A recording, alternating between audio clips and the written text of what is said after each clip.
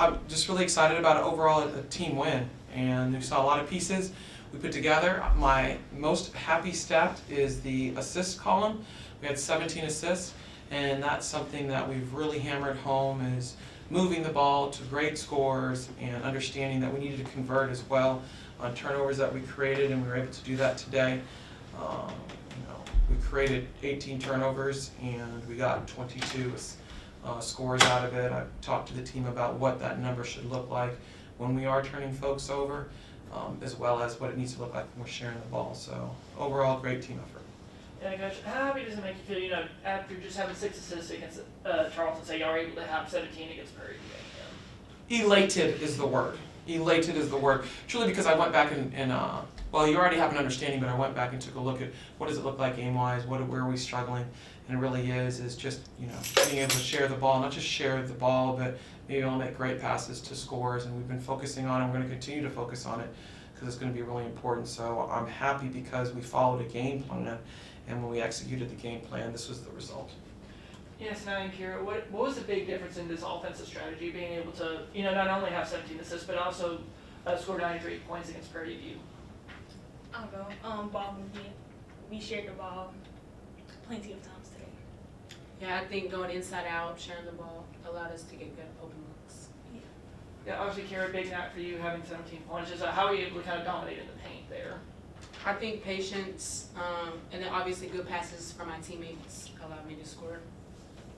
Yeah, Coach, how big was that ball movement, especially for this offense? That's kind of had to have their share of struggles this season. Yeah, we have. So it's important because there needs to be an understanding when we do execute what we're asking to do, what we've been training on, honestly, that positive things have happened, which does include getting offensive rebounds. Now, we had, 17? A lot of that does have to do with everybody being in sync offensively, so now you are prepared to get in there and mix it up. So honestly, the word I have truly is elated, because a lot of the things that we've been working on in training and preaching really came to fruition today. Yeah, I saw after halftime they said the double team to Sinai and it led to like a cut and an easy layup. Was that something y'all were like expecting coming out of halftime? We always know that Sinai is going to receive the best defensive effort that you have, so depending on what that looks like, whether it be no catch, prepared for any time they might make a decision to go box and one, or no catcher or trapper. We try to make sure that we do a good job of understanding what that looks like. I will say this though, if you've been following Sanaya's career, the one thing she is used to is double and triple teams from high school.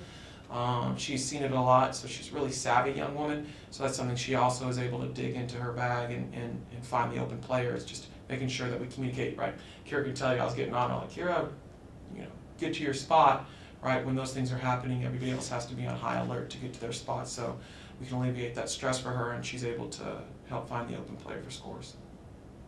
Yeah, Coach, and obviously the defense continuing to do what the defense does best. Just how proud of you for the defense, just continuing to be consistent throughout the season? Our defense, we've talked a lot about, has led to our offense, so we need to continuously get better. We're in a good place, but we're not where we need to be for conference play. So that's something we're going to continue to develop. It's something that's all we talked about at halftime. They'll tell you, we talked about transition, defense, and our rotations. Yes, Kara, what's been the key to y'all's consistent defensive play, and especially tonight, how did that good defensive play lead to really good offense today? I think communication and also trusting our teammates to know that if we do get beat, we have help side, and then just pressuring the ball. Yeah, following our scout, we were scout heavy on pressuring the ball, so I feel like we picked up our pressure and helped. And Kira, first year being here at Texas State, just what made you decide you wanted to come to Texas State, and how have you been able to kind of handle the transition here in St. Marcus?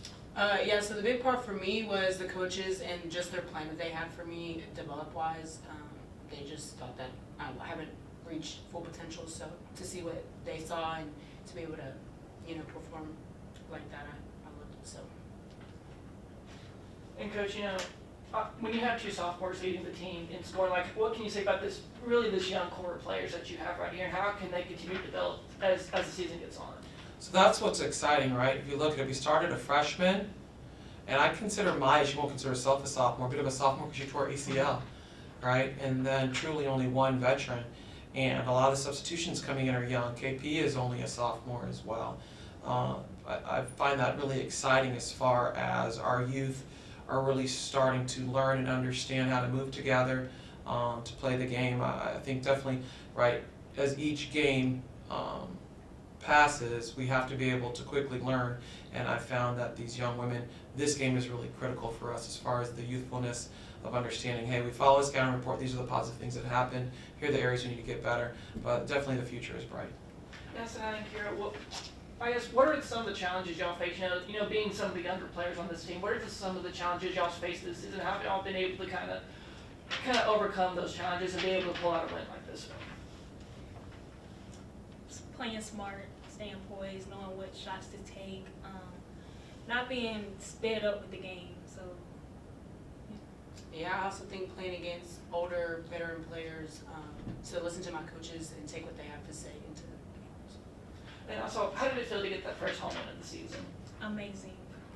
I've been itching to get it. Yeah, I'm happy. I'm great. And Coach, you know, you got a really tough test going on the road to SFA. Obviously, long-time conference rivals back in the Southland days. But how y'all, I guess, following this one, how do y'all continue to build momentum up and try to take it towards SFA? You know, it's an old coaching cliche, defense travels, so it's really important that we take our defensive philosophies and strategies and implement that when we go to Nacogdoches. It's going to be the defense that's going to make a difference, and then, you know, our ball security and moving the ball as well, not giving them easy opportunities. It's always a big matchup. I mean, it's really not too far away from the UTSA matchup when you talk about Texas State and Stephen F. Austin. So I look forward to it. I love challenges. That's why we set the schedule up the way it is.